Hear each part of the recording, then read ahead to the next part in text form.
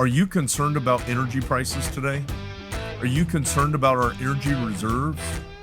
Are you tired of hearing about Iran and the Strait of Hormuz? I am. Our US oil supply is dangerously low right now. You should be concerned. However, instead of listening to all the talking heads out there that are trying to drive fear and uncertainty and doubt just to keep you engaged with their content, let's break down where we really are. I've got 7 points today of where I think the world is with energy and what you should be paying attention to. Number one, the U.S. crude inventories remain at dangerously low levels. We haven't seen levels this low in decades.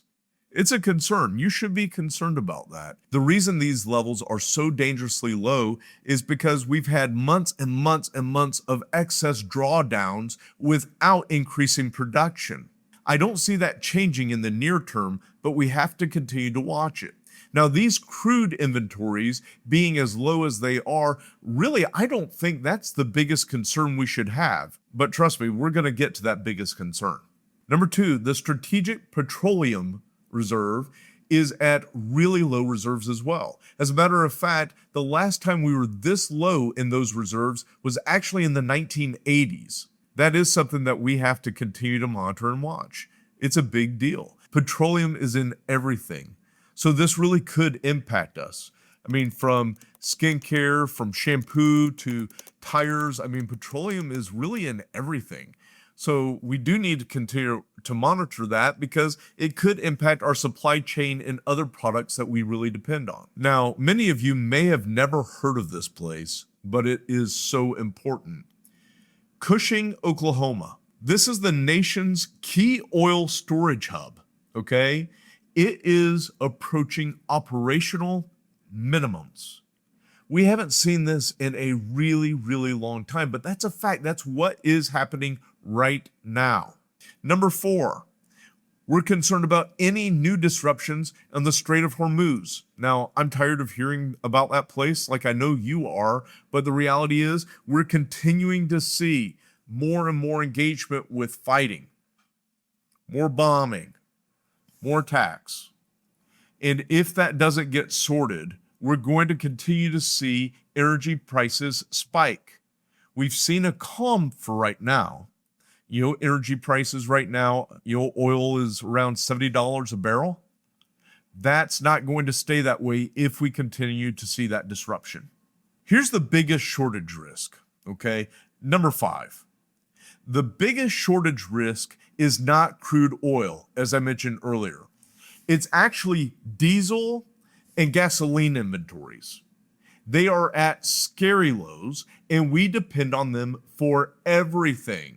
From trucking and shipping, the farmlands that are producing our crops, we need to have stable inventories for diesel. Diesel is also giving us the clearest indication that we could be heading for higher inflation. As we continue to see the supply of diesel drop, we're going to continue to see the same amount of demand or maybe more, depending on which economics teacher you had. That could put pressure on pricing, but the reality is the pricing might not be directly just on diesel fuel, but also the supply chain that's impacted by higher cost of diesel.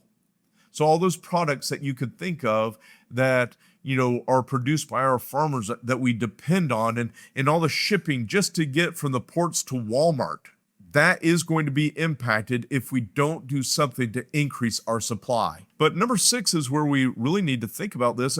Right now, the U.S. continues to export huge amounts of fuel, and they continue to keep domestic inventories extremely tight right now. So right here, very tight, but we're exporting so much. I'm not going to go too nationalistic, but I am going to say we better make sure we're taking care of ourselves.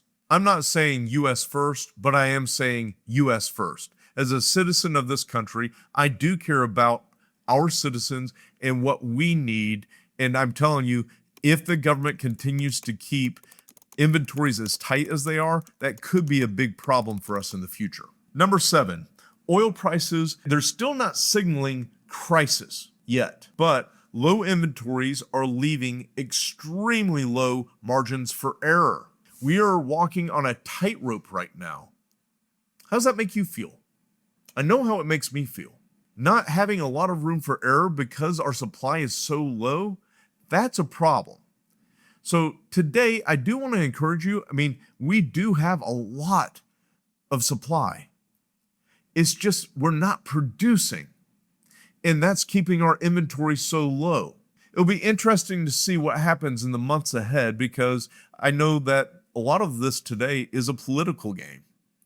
And you may have heard me say this before, the definition of politics. Poly is many and ticks are bloodsuckers. You're welcome. Here's your 3 takeaways today. Number 1, we've got low inventories, and that's equaling higher volatility. The story is about the risk, but it's not about having panic right now. We are in a dangerous place with how low the inventory is, so we can't afford a lot of mistakes. Number 2, we need to continue to watch diesel prices more than oil prices right now. I think it's a much clearer indication as to, are we going to see inflation or even hyperinflation in the months or the year to come? Geopolitics will continue to be a major driver in energy markets going forward. There's no getting around that. We've got to pay attention to what is happening all around us, because the reality is maybe you and I don't care so much about what's happening with Russia and Ukraine or the Southeast Asia, etc. But the reality is it does impact energy, and we all depend on it. And as a major exporter of world energy today, the U.S. will be impacted much differently than we've been impacted in the past. Today's issues really are not about oil prices. The issue is how vulnerable our system has become because stockpiles are so low, and any next disruption, from a terrorist attack to another war, any kind of major disruption, hurricane, natural disasters, it could be a significant enough event that it really does harm us at the pump. It's good to pay attention. It's good to practice good stewardship. But I do want to encourage you. Now's not a time for panic. Look, I'm a Christian. I don't think any of this is catching God off guard. And I think that's where our trust, our faith, that's where it needs to be in right now. Not at the pump, not with our politicians, and not with the chaos in this world. So let's pray and believe together that we are going to see brighter days ahead, we are going to see peace, and we are going to see stability. Until next time, thanks for joining us, and thanks for staying coachable. Investment advice offered through Merit Financial Group, LLC, a registered investment advisor. Andy? Just okay, right?